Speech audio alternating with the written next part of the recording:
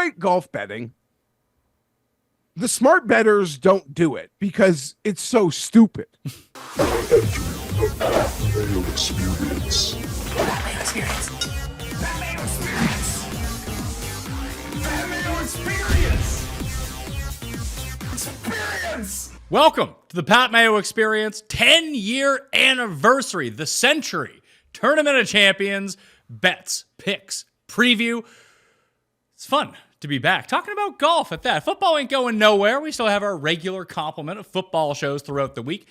Weirdly enough, January, the busiest month of the Pat Mayo Experience. So a lot on the go. So smash the like, sub to the channel. We're not going anywhere. Geoff Fienberg is on the line, but I do want to let you know right now the Listeners League is now open on DraftKings. That is down in the description. But the big thing that we need to fill, you really need to do me a solid on this one, the 2024 race for the Mayo Cup one and done tournament is now open. It's 40% full at the moment. It starts next week at the Sony Open. So this is prime time to go get 1, 2, 3, 4, or 5, up to 5 spots. It is $200 to play in for the year. So from the Sony Open through the BMW Championship in August, it's just $200. There's $80,000 for first place. Everyone inside the top 10 gets 5 figures this year. So please, let's go fill it up. But I am giving away a few free entries, 2 at the moment, probably more on the way. Here's one way you can get in. Go reserve your spot right now. Get an entry, screenshot it to me on Twitter. Boom, you're in a draw for another entry, this time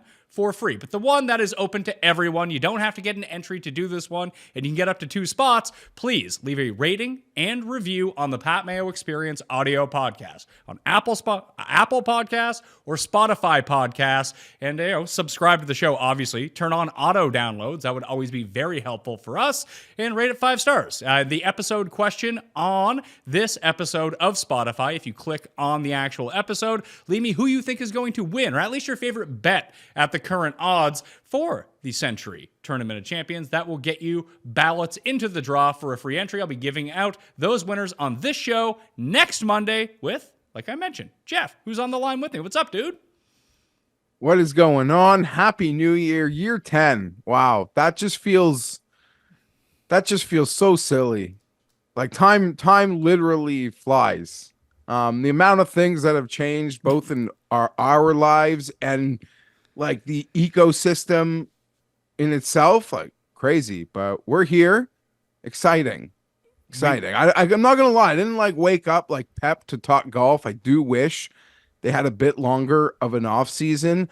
Part of me feels like it's like 1998 and I'm like that old hockey player who shows up to camp like still smoking darts and drinking while all the young bucks are arriving, like all their research ready. I don't know. Sometimes it takes me the whole few weeks to warm up to this shit, Pat, because I wish they took more time off. Not gonna lie. It's been like 6 weeks since golf, and we really haven't done a full golf show since Ryder Cup, and before that was the Tour Championship. Even the Tour Championship was pretty half-assed because it's a terrible field of like 30 players. At least this is my favorite iteration of this tournament ever. There's 59 players in the field this time. 60 were eligible. Rory decided to skip it because of personal reasons, but it's an elevated event. Everyone besides Rory, who's a who's who remaining on the PGA Tour, is still here. Although I went and looked at the past 2 winners. They both jumped to live. So if you have any like inside knowledge of who's going to jump to live, I say we bet them this week. Yeah. I'm a big John Rahm is a big deal kind of guy, but you're right. This field is so strong. You don't really feel it. I'm going to miss him. Still doesn't feel right, but it's the world in which we live in. And the saddest part is I don't think most people actually do miss him. And I don't think people are running to watch live golf because he's there, but I digress. We talked about all of this in our year in review show, which you can find on the pod feed and up on Mayo Media Network's YouTube channel right now. So again, please go subscribe to that. We will have a full yearly major preview and predictions dropping on Friday this week. The DraftKings show this week will be on Tuesday. It will normally be on Wednesday. I'm just trying to reconfigure the schedule so I don't have like 3 shows dropping on one day and then like no shows dropping another day. So we're going to try to spread it out throughout the week. Degenerate75 is going to be on with me. Tambo will take that spot starting next week at the Sony Open, but he's got a lot going on right now over at Ship It Nation. So if you want to hear from Tambo, he'll be on Fantasy Golf Degenerates this evening, breaking it all down with Kenny Kim, and then over at Ship It Nation, doing all that fun stuff as well. But I will have your DraftKings show for you. Do not worry about that. The big goal, though, is to get in the one. Did you remember to reserve your spot while you were not in Ontario? You did it, right? I did. And thank you. Like, honestly, I didn't even think about it until you mentioned it to me when we were recording last week. So thank you. I would have felt so dumb had I forgotten to do that. I am in. I'll be challenging for last place per usual, never following my own rules, and I'll be giving up quickly. But I'm in. And if anyone, like Michigan and Ontario are the 2 big ones. I suppose anyone overseas as well. It's not open. It's restricted in those areas. What you need to do is find a relative or a friend to go enter the tournament if they are in a different place. You can make your picks from anywhere in the world. You just have to register in an illegal place. So find someone in a legal place, send them the $200. They can register for you. Then boom, you can make your picks from anywhere. That is the best way to do it. Please share it around as well. I can just see over the past hour, there's 150 new spots gone. So it's going to, as per usual, it usually fills Feeling real now. Yeah. Well, golf is finally back. It's really exciting. I went and reviewed my results from this stupid tournament over the past 4 years. I've hit the second place finisher 3 of the past 4 years. It has not been a fun go. Neiman lost it in a playoff for us to Harris English, of all people. Obviously, Morikawa in a 6-stroke lead evaporated on us. Patrick Reed and Xander, who I had both of them, lost in a playoff to Justin Thomas in 2020. This tournament is just pure sadness for me. It does not start the year off well for my betting needs. Yeah, you should be looking for like an exact second place finish, Pat. Yeah, no, I haven't had the close calls that you have. I remember being burned on that Justin Thomas one where he flipped those wedges in. But yeah, no, I've usually been out of this one pretty quickly. Clearly have no idea what I'm doing. Yeah, so for those people who don't miss John Rahm, I am one of those people because he stole my money here. He stole my money at Riviera last year. So good riddance to John Rahm. He can beat it. And I will say, I actually do believe, I know it's so silly because he's one guy, but I don't know. In this moment, I feel like stuff kind of will feel wide open for a little. Unless Scheffler learned how to putt, then we're all fucked. Yes, of course. But that, for a guy that good, he still has that bugaboo where you're like, okay, I'll take my chances.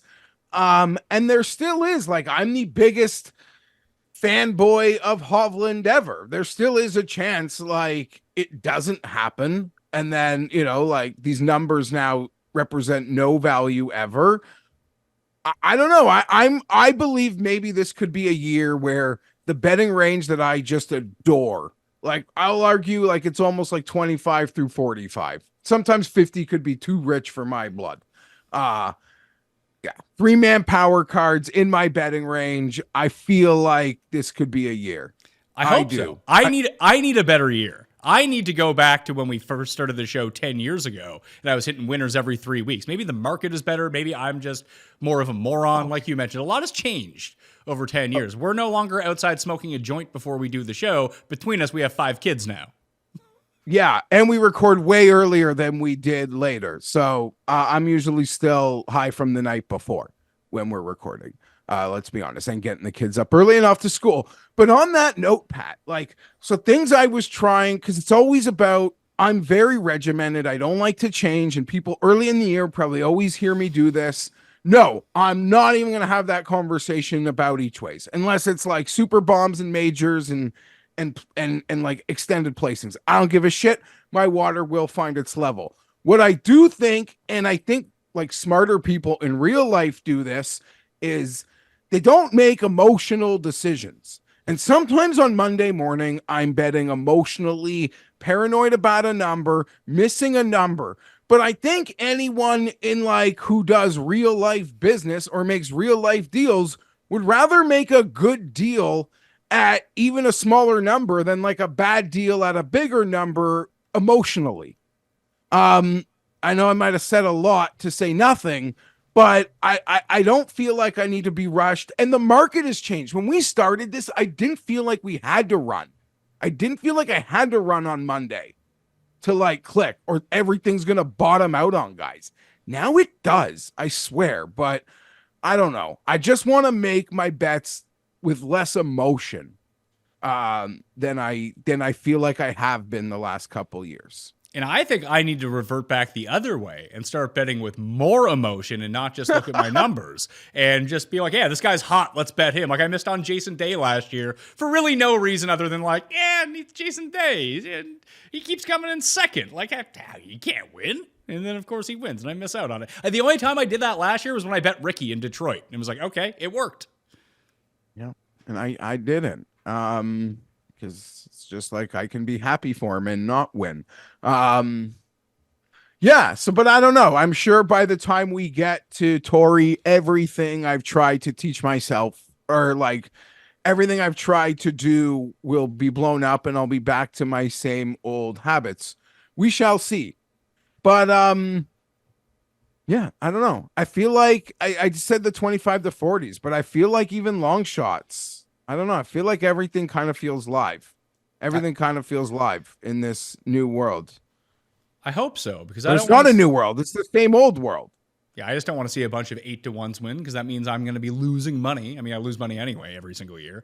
Although I didn't 2 years ago. That was nice. But last year was not a great year for me. I need to get back into something new at least. I might try to call it the 4, the 5 this year, or maybe the 3. And like these were the 3 bets that I'm going to make outright and just ride or die with that instead of trying to be like, oh, I'll allocate this many units and I'll have these bombs over 100 to 1 and these guys in this range. Just like I'm gonna bet like 4 guys and that's gonna be it. The funnest part about golf betting is, and you can do this with any sport really, but you really do get to choose your own adventure. Like you can find a thing that like works for you, but it literally works for no one else. And it's hard to explain to other people, but it's this like little system you have. And every year it has you coming up on top. And, you know, whether that be with outrights or matchups or single day matchups or place, like all of it, like choose your own adventure, find your lane, do what it does. I don't know. I'm still just a sucker, Pat. I love that fun with the outrights. Love that fun with the outrights, but I'm going to keep shit more. I got in the habit of doing it late last year and I was proud of myself. I was just like way more condensed with my bets, with my cards, was not all over the place like I can when things can get sloppy. And hopefully I can stick to that.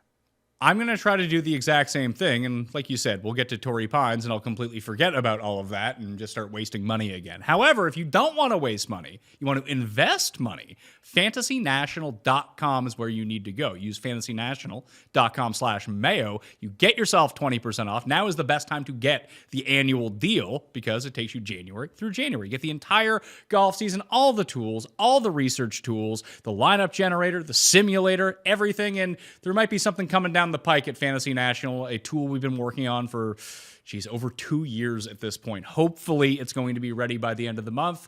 Don't want to promise it, but only Fantasy National members will have first access to it as we put it through the beta version. But I can almost guarantee you are going to enjoy, if it works, what it's going to be. I told you about it. I showed you the screenshots of it, right? Yeah, it's quite exciting. It's a game changer, is what it is. Yeah, I mean, in this whole like cluster expletive of like tracking everything and how things can sometimes be so convoluted, it's actually something I think people will quickly appreciate. I would think so. I mean, when we first launched Fantasy National, I was in 2017 now. The whole impetus behind it was, hey, I have 38 tabs open at the top of my screen. I need to go to this site for this thing, and this site for this thing, and this site for this thing. Hey, what if we just built a site that had all of it in one spot so you wouldn't have to go running around trying to find this information? If we put it all in one place, then people will enjoy using it. I think that they have over the years. We do really want to make the site better in 2024. That's really been something that Moose and I have been really trying to work on, but this tool has kind of taken over our lives, and I do think it will be what Fantasy National was in 2017. This extra tool will not change how you follow golf and track golf, but it will just make it so much easier and better.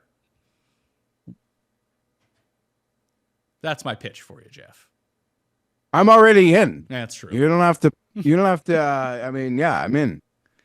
Year 10. I can't believe it. So let's talk Year about 10. Kapalua again. So you're 25 at Kapalua for the Sentry. No longer just the Tournament of Champions. All of last year's previous winners are in, and the top 50 in the FedEx Cup. Justin Thomas is neither one of those things. So he is not here, despite having won this tournament twice in the past 7 years. We can cross him off the list. Don't need to lose money on JT this early in the season. I doubt he shows up to Sony because of this, or how many of these guys are going to stick around and play Sony. I guess we'll see when that field is announced next week at Waialae, one of my favorite tournaments. And again, the kickoff to the one and done. Leave those rating and reviews. I can't stress that enough. We really need the help at this time of the year, me especially, with things going on in my professional life, that even if you've done the rating and reviews before, please do them again. And there's the giveaways at the end of the rainbow to, incentivize you a little bit. But, turn on those auto downloads, rating and reviews, tell a friend, retweets, everything like that, especially in the month of January, is going to be so helpful for both me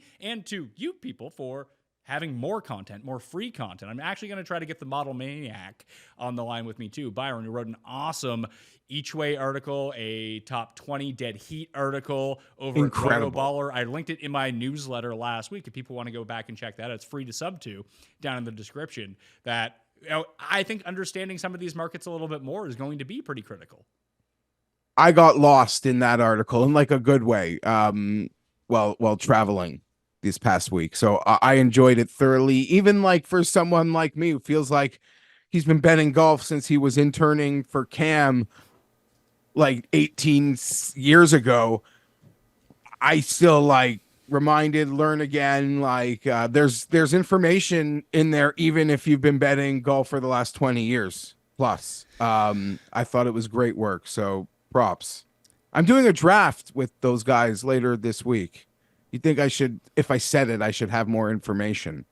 But me and Model Maniac and some others are going to be in a draft, I believe, live on Tuesday night, Pat. So it's nice that people can. Nice that you get invited to these things and no one invites me. People just probably assume you are too busy, because you probably are. It's that could be true. I like to be asked. We've spoken about this before. That people, in lieu of asking me, they just ask you because you'll say yes for sure.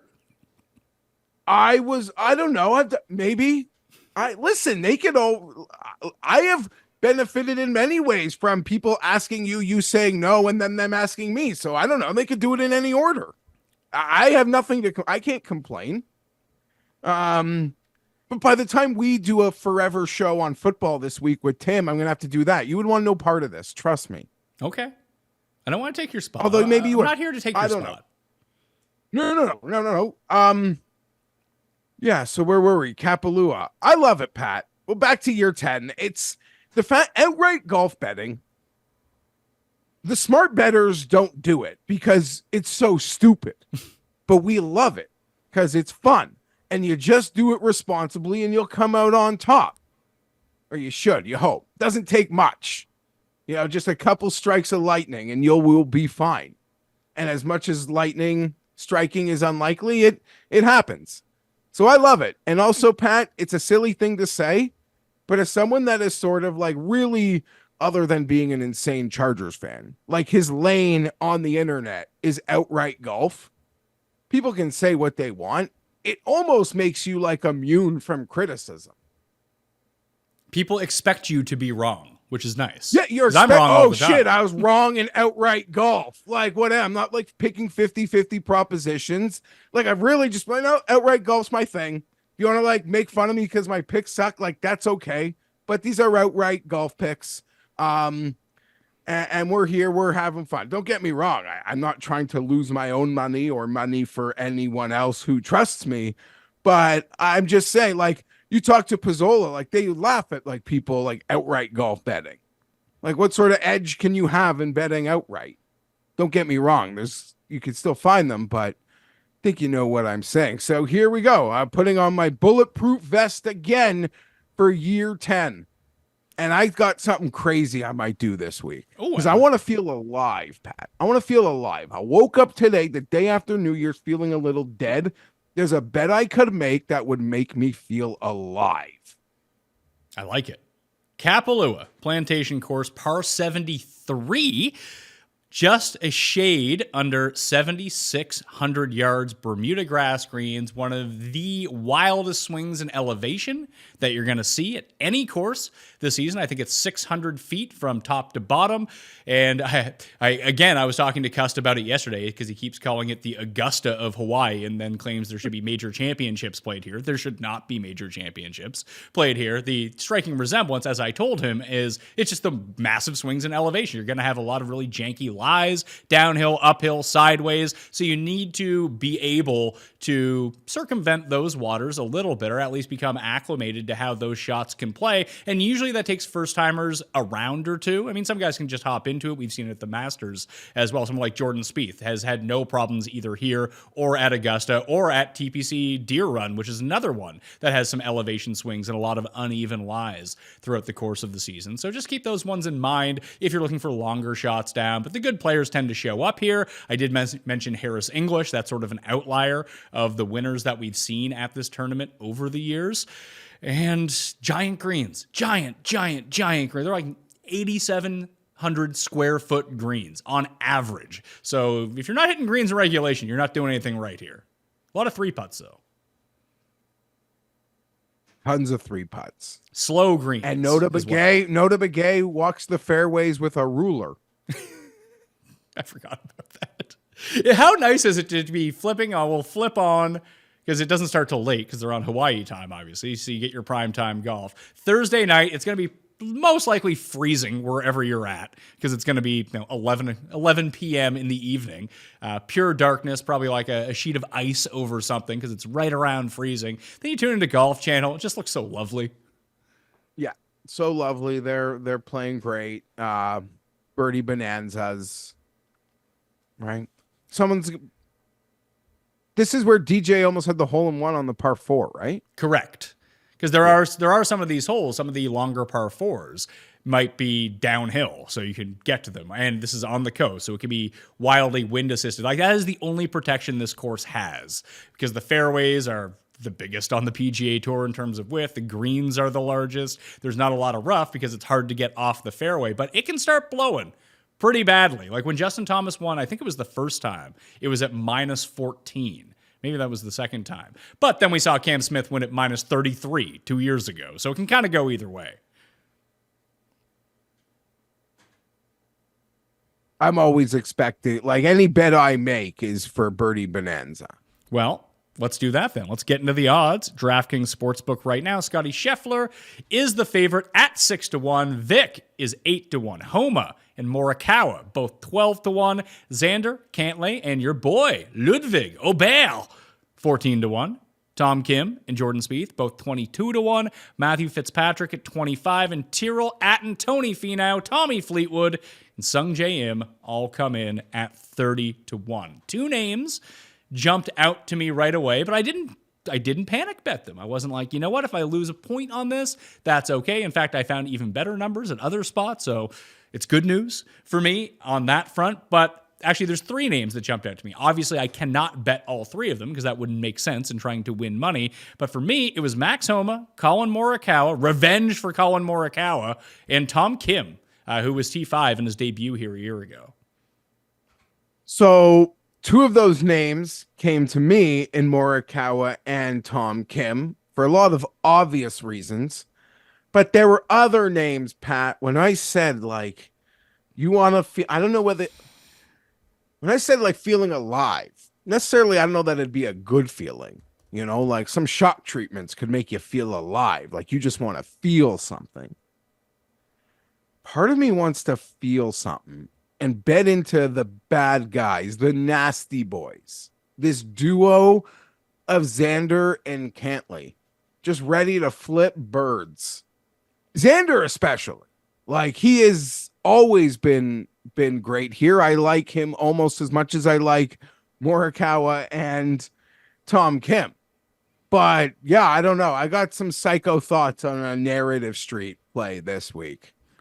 Both those guys have For been this hit and excellent giggle. at this tournament. Xander won it in his second appearance in 2019, then finished top 5 the next 2 years, 13th or 12th, sorry. The year after that, he WD'd a year ago. Cantlay's never finished worse than 16th at this tournament. He's come in 4th twice. So I think that makes a ton of sense. Obviously, Morikawa was the runner-up. He's never finished worse than 7th at this event in his career.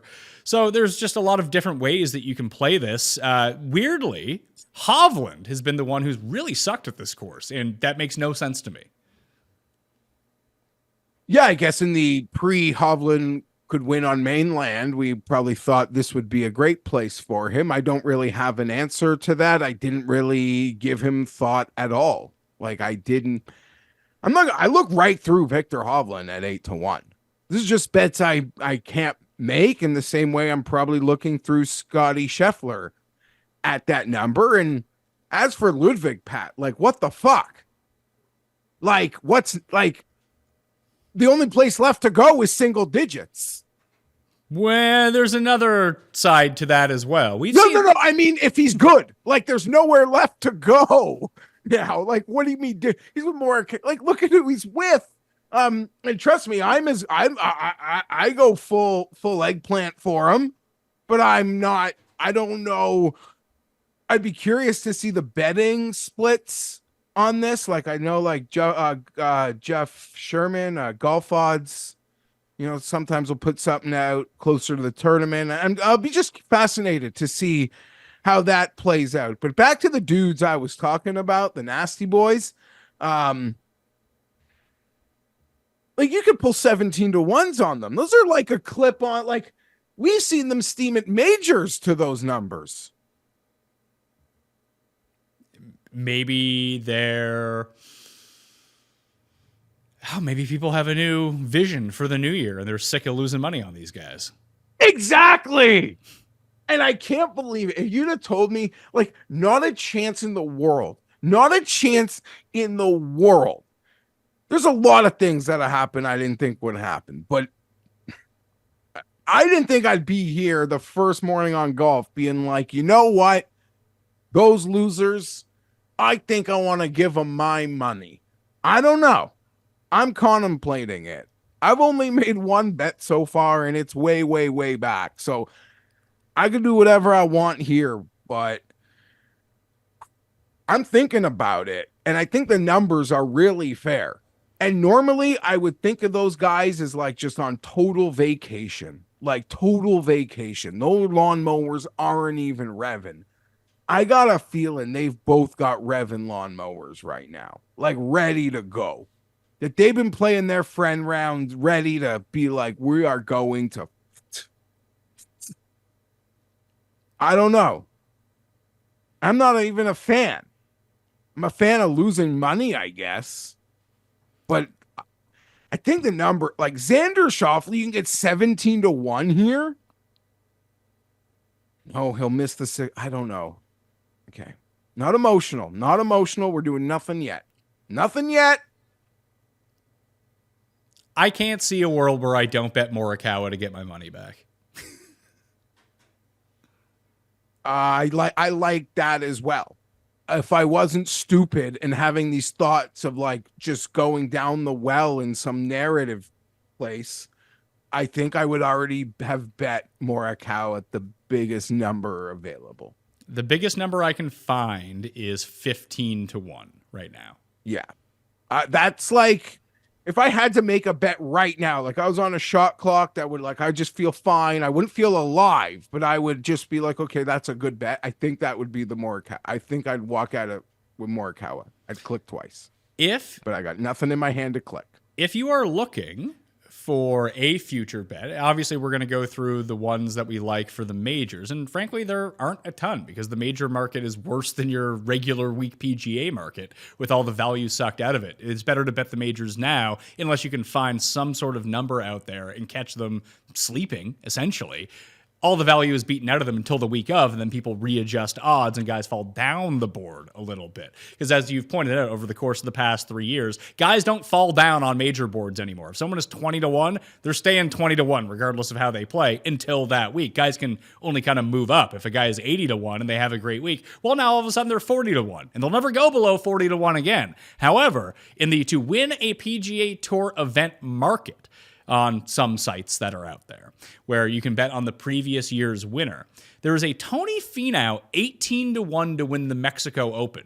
Here's the problem. I don't know if he's going to play in the Mexico Open, but since that tournament became a thing 2 years ago, only 2 players have gone to play that tournament. Like 2 legitimate players. I mean, obviously, it's a full field. Like, I had Bhatia last year, and he came 3rd. I wish he would have won. That would have been nice. But he didn't. Tony Finau won because he also beat John Rahm. So John Rahm was the other guy that used to go to that tournament. Now he is obviously out of the PGA Tour, so he cannot go. Finau went off at that tournament at 8-1 last year, and now Rahm is gone if he decides to play it. And I can almost guarantee you no other top star is going to go play. Yeah, remember, Rahm was 4, Finau was 8. Now you can get him at, it. So now you can get him at 18. 18, they probably would refund if he doesn't play. That I was shocked. I don't know. I don't know if that's the case or not. But I played last year, Pat, the Tom Kim Wyndham's, or no, what was after the Open where he withdrew? We had like 30-1. It was incredible. And they paid me. I was shocked. It was a book that I would have had to respect them. I'm from the age where I can't like beg for a refund. Like I learned from Cam Stewart. Like if I mention that sort of thinking around Gabe and Cam, again, when I'd been smacked, I'd have been kicked out. I would have lost my internship probably. Like that's how egregious it is to even think, but now you can get away with it. But to my point, I think you can make those bets somewhat comfortably. You would get a refund if they don't play because we all got refunds on those who bet those Tom Kims last year on a book in which like they're hardliners, they're old school, and they gave the refunds. Well, you can find this bet under 2024 specials on a site that's open 365 days a year under the element of to win a PGA Tour event. I have placed the wager at 18-1 on Tony Finau. If I lose my money because he doesn't play and they don't refund it, then I'll go to Twitter and blast them online, Jeff. I have no shame. Do you want to laugh? The book, there's a book I still have, Tony Finau. They still on the sketchier site that offers these sorts of things. In my pending, I still have this bet from last year, Tony Finau to win the 3M. They still haven't graded it. He didn't win. No, but it's annoying to look at. Tony Finau to win the 3M Open. I had it at 20-1 last year. I'm looking at it as I can see my Justin Herbert to win MVP and Super Bowl MVP 250-1 prop, which they haven't graded either, which I don't want to look at. You're holding on to it, though. Maybe it can still happen. No, I don't want to look at it. I want them to take it away. So now when I look at my golf bets, I don't see that. That would be a good feature. Any sportsbook wants to implement that if you can go to your pending bets or your still open bets, that you can like hide them if you want to. So you don't have to see all your losers anymore. Genius. God, that is like a simple feature. Some of us would appreciate it. I just don't want to look at it. I don't want to look at it. Hide it. Oh my God. There's some Raiders unders too. I'd rather not look at. I think are still pushing, but one of the take a bath on something. One of the popular bets that I've seen at least manifesting around the internets so far is Spieth. Spieth at 22-1. Does that interest you? Because I understand the number is pretty good. I think I would prefer Tom Kim at that number, although Spieth has won at this tournament before. I just like the way that Tom Kim comes in playing. He won at the Shriners, played well here last year. It's been sort of a downturn for Spieth at this tournament over the past few years. Not to say that he can't win this tournament. Obviously he can. But I don't know why everyone was just so bullish on Jordan Spieth. I mean, I lean Tom Kim because, we did a preview show a couple weeks ago and I projected him to have like a skyrocket season. So I'm that loser who's almost like, bets the team he wins the World Series to win game 1 of 162 because he picked him to win the World Series. That's how my brain works, Pat. So that's why in just this debate for this week, I lean Tom Kim. I do obviously understand the Spieth love. There's such a high range of outcomes with him. It's the boomer bust, and he's loved it here. He's played well here. And it's funny to think last year that was the putter that let him down. And there are people that can trust him on this golf course, and can trust him that he will have fixed the putter. I can see it. The other one in this range at 30-1, I was actually giving some consideration to. People are going to hate this, but it is Tony Finau. Kind of suits him. I'm not surprised you went. I'm surprised you said it. I don't hate that at all. It does make a bit of sense. You do hope the offseason did him good. Yeah, he didn't play from the Tour Championship until we got to the Hero. That was the first time that we saw him. He came in 4th at the Hero. Then he played in the team event the next week. He came 4th at that. I don't really care about that. But, it's nice to see that he's playing some decent golf. He's had some pretty decent results here in the past as well. He's played it 4 times. He's come inside the top 10 twice, including a T7 last year. It was just more the odds, where I know that he has experience with this course. I always like him better on slower greens. These are some of the slowest greens on tour, and accuracy off the tee isn't really that big of an issue. It's just going to become like a wedge and putting fest on slow Bermuda, which is something Tony can do. I agree with all of that. I don't think many people will want to trust him out of the gate after last year, but it does seem like an ideal Finau fit. I would probably rather bet Finau than Spieth, but I'm a sucker there. And the odds, the odds are a lot different too. 22-1 on Jordan Spieth, 30-1 or maybe better on Tony Finau. Like, it just comes down to an odds bet. If I rate them as having the same chance of winning, then I would take the guy with the longer odds. I lost all my browsers and I'm trying to restore them, and I feel like Cam. I only briefly mentioned Homa. When spoiler alert for the Friday show, we talked about Tom Kim as a guy who could rise inside. He is a part of the world elite, but like a truly elite player. I think that Homa has that ability this year to really take the next step up. He's done it almost each of the past 3 years. The final step for him is to start competing at majors and winning big tournaments. Like, he even went to South Africa and won an event during the offseason. Like, dude is ready. He's ready to make the leap. And I don't love the odds, but I could see myself betting Homa and Morikawa and then 2 guys from down on the board, and then I have my 4. So I've long admitted, I've spent a year admitting, like, I was just slow to adopt, like, to just the acceptance of Max Homa was just hard for me, but I'm like totally there. I'm not betting him this week, but I will no longer ever question where they put him on the odds board.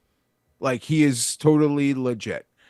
Every year he just, in my own ranking, yes, they're the rankings and the odds, but it's like in your own head, like, you have your guys in tiers, and he just keeps, I've been reluctant to just keep bumping him up, but there's no stopping now. So I believe what you're projecting is very possible. For a lot, I haven't played it. It's not really for me, but I would argue and I think you made the point, his major futures, if we want to talk about fair, where it's kind of really hard to track down fair major prices, his for the Open or the PGA, the US Open seem like ones that I would put in that category. For sure. And he finally got a top 10 at a major last year, which was the first time he was able to do that in his career. And, Patrick Reed took him a long time to get a top 10 at a major, and boom, the moment he does it, he wins the next major at the Masters. So I don't think that Homa's going to win the Masters, but I could see him being more live in major championships this year based on the path that he's followed the past few years and elevating his game every time. For me, it's going to come down to Morikawa or Homa, and I'm going to bet Morikawa. It's just another year of me betting Morikawa, but he did win in Japan. He finally got off the schneid. he was dominating this course a year ago until the back 9 of the final round. He had a complete meltdown, and Rahm caught him. Sucks. It was horrible to watch in real time when you had a lot of money on Colin Morikawa. But here we are. So I'm going to go back to that. I think if I take Morikawa, that kind of takes me out of the Homa range as well, like 15 to 1, 14 to 1, then the rest, it's doable. But that means I leave Tom Kim or Finau or someone else in that range by the wayside.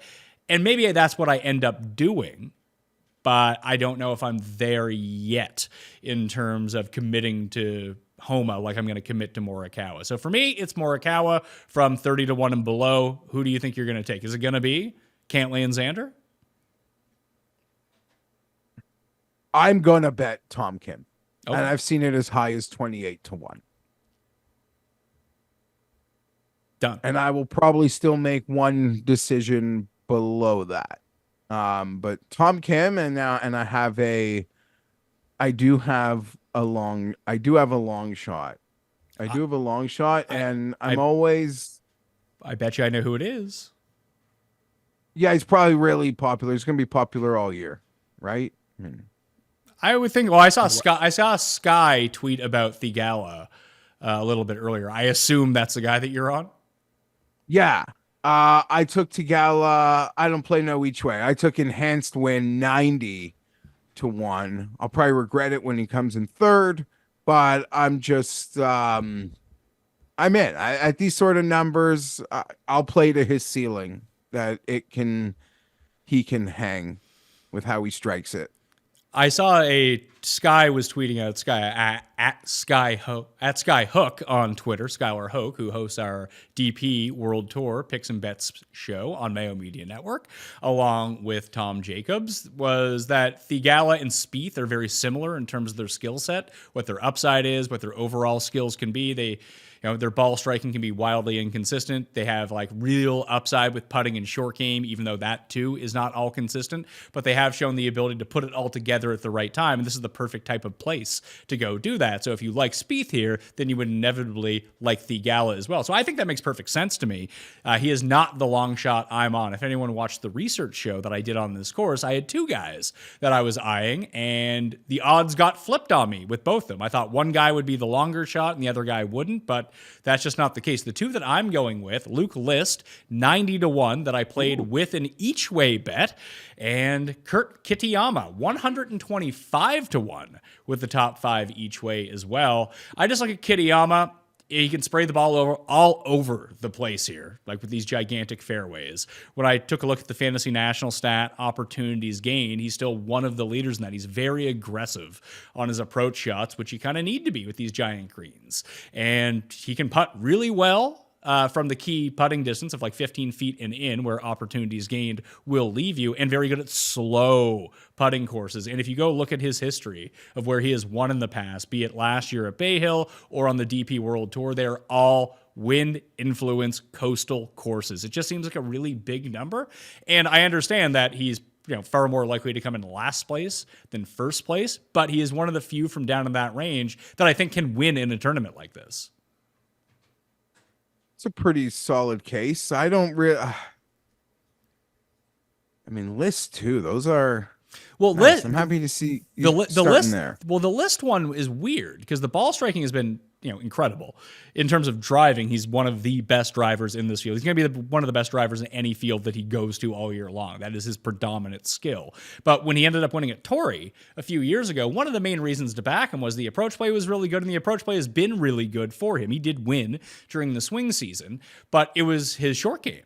And all of a sudden he became like top 15 on tour from just off the green. He was still Luke List once he got on the green and just bled strokes everywhere, including at this tournament a year ago when I think he lost, it was either 2 or 5 strokes putting. It was one of the 2. He ended up coming T11 anyway at this tournament in his debut of playing in it, but his putter's been a little bit better over the course of the past 3-4 months or so. It's not a huge liability. It's just kind of around even, a little bit up, a little bit down, but not like -7 where there's absolutely no chance he can win. If he can just keep the putter under control for a year, and he has a new putting stroke, he has a new putter, he has a new putting coach that I'd want him on slower greens, I would think. I mean, when he won at Torrey, those were super slow greens. So why not? He has the skill set to do it. He's played well at this course before. If I'm thinking about a long shot that can just kind of get there, it would be him. And I know, I mean, just because of how you've bet it, there was like never really a thought process in the middle. But if you did have to make a bet, say like in that 40 to 60, is there anything there that catches your eye? Finau at 30 was going to be the one for me. I can see people liking Brian Harman here. Weirdly enough, skill set wise, when you take a look at either what sort of the shorter hitters that have played really well here, like Zach Johnson or Spieth or Steve Stricker, all guys that have played really well with the John Deere Classic over time. That could lead you to Straka if you wanted it. But I mean, I hate these odds and the type of talent that maybe I'm misjudging versus a very strong field like this. Like, no one's hotter than Eric Cole right now. And if you're thinking about who's good from like 125 and in, and there's a lot of wedges on this course, it is Eric Cole. And dude can make some putts when he needs to. Just I hate 55 to 1. He can make all the putts. He can, I don't know. How do you put this? Like, he's not going to be at that big of a disadvantage with his driver compared to other events. I don't know. Harman 66 seems pretty high. I don't think I can get there though, because I'm betting Tom Kim and I'm going to bet someone else in front of Tom Kim. Yeah, the other one would be Cam Davis, who he played well with this course once. That's essentially what you're going on. And I think he played pretty well through the Aussie swing on the DP World Tour, but nothing crazy. Day one on the DP World Tour in Australia, like a few weeks back.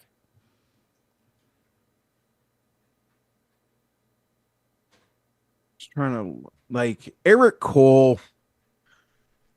Eric Cole's going to be 20 to 1 in Hawaii or shorter? Yeah, he'll be like 25 to 1 next week. It all depends on who plays. I mean, I would prefer to bet him at 20 to 1 at Waialae than bet him 55 to 1 against this field, though. I could understand. You're right. I mean, there's some players where you have that feeling, and then there are others where you'd like, I'd rather play at the 2.5 times the number at the stronger field. Like, for example, I would rather bet Luke List this week at 90 to 1 than bet Luke List at 33 to 1 at Waialae. Okay. Exact. So that's the other side of it. I could see how that makes sense to a certain extent. I always assume last year the field in Hawaii, I feel like, was stronger than this. No, than normal. And maybe it's because more guys are coming to this than ever, right? Like this field is bigger. Maybe. So it gives Hawaii a better chance to be better. Or sorry, Sony. I cannot confirm or deny that. I honestly have no idea. And maybe that's just because Justin Thomas has been playing Sony, so that alone makes it feel like it's been better. Who won Sony last year? Was it Hideki? Siwoo, your boy. Oh, yeah, that's right. Siwoo won. I missed that one. That sucked. And, yeah, Sony's been, what was Siwoo? Siwoo would have been pretty short on the odds yeah, he was like 33 to 1 last year or 28 to 1, something like that. Let's see. Yeah, the top 5 in Sony last year were Siwoo, Hayden Buckley, Chris Kirk, Andrew Putnam, and David Lipsky. This is my best DFS week of the year, as I recall. It doesn't seem like this tournament was good at all in terms of talent. Connors played, Ben Ann played, Adam Scott, who's not even at this tournament, Cam Davis, Denny, Henley, Shez Reavy, Hoagie, Svensson. Yeah, none of the top guys stuck around. I guess, because the year before was that wild Hideki win too, right? Yeah, he took all our Henley money. Took all my Henley money, at least, with that amazing shot in the playoff when he stuck the eagle putt to like 2 feet. Stupid Hideki.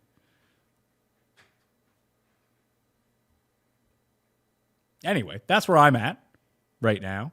Oh, last year was the year everyone bet Tom Kim at the Sony at like 10 to 1. He just missed the cut.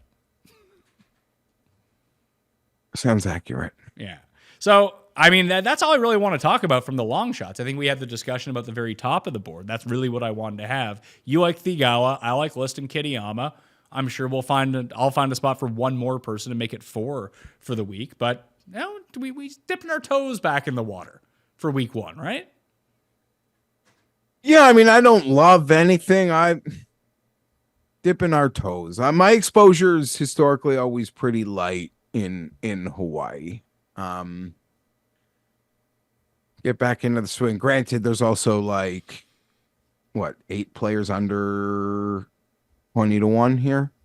Yeah, there's 14 players 30-1 or below, and you have like the first time. Hey, Tommy finally got himself into the Tournament of Champions. That's nice. Hey. Oh, yeah. Hopefully, it's a nice year for Tommy. We'll see. We didn't really talk about any of that crew, like the Europeans. Hatton, Fleetwood, I like week. Fitz the best of those guys. Yeah. Or makes sense. And I like Rose just as much as Fleetwood or Hatton. He's like 90-1 and not 30-1. I'm not going to bet Rose, but that'd be the route that I would take. Quick picks. Feels a little unkosher with this field so big. I like it better. It makes it more intriguing that there's 60 guys in it instead of 27. Quick picks for the Sentry Tournament of Champions and others. I will be taking Colin Morikawa at 15-1, Kurt Kitayama 125-1 with 5 placements. Ditto for Luke List, 5 placements at 90-1. And then I will make my final decision on either Max Homa, Tony Finau, or Tom Kim, depending what I want to do. I'm leaning Tom Kim along with you right now. Additionally, I bet Tony Finau at 18-1 in the futures market to win the Mexico Open, because if he plays, he will be 6-1 to win that tournament when it comes around. Okay. I have bet Tom Kim. I got a 28. I have bet Sahith Theegala 90 win only, and I'm going to be betting one of Colin Morikawa or those buddies. One of them. One of those 3. One of Xander, Cantley, or Morikawa will be my main pick on the card. It's gonna be a three-man card. And speaking of major bets, I mentioned on the show that I had my Minwoo Lee 80-1. I saw Ben Coley put out his majors preview, and he had Minwoo Lee to win one of the US Open or PGA at 80-1. So I just bet them both. Okay. So I'm on a full Minwoo Lee, not the Open Championship. He's actually got short odds there. I guess that makes sense, or shorter. But I have Minwoo Lee Majors, US Open, PGA 80-1. That's my major futures and my Ludwig hundreds. That will do it on the Pat Mayo Experience. Return to golf year 10. Please leave those ratings and reviews and turn on the auto downloads. 5 stars, as always, on Apple Podcasts and Spotify. Goes a long way in helping out the show, and you can get a free entry into the one and done race for the Mayo Cup. If you do that, you can also get your entry right now at fantasygolfchampionships.com. You screenshot me that entry on Twitter or Instagram or email it to the show, and you'll be in a draw for another entry, this time for free. We'll announce the winners on next week's show for the Sony Open, but if you're waiting to see if you win that or not, spots might be gone in the tournament by then, so I will keep an eye on that. Again, I said 150 new people since the beginning of the show. It's now 225 since the beginning of the show. You can follow Jeff on Twitter at GFienberg17. Follow me at ThePME and become a member at fantasynational.com/Mayo for 20% off today. All right. Welcome back, golf. Welcome back to the audience that has abandoned us for the past 4 months for football, but we are here for golf and football season through the month of January right now. So it's going to be a fun time. I'll see you next time. Mayo Experience! Experience!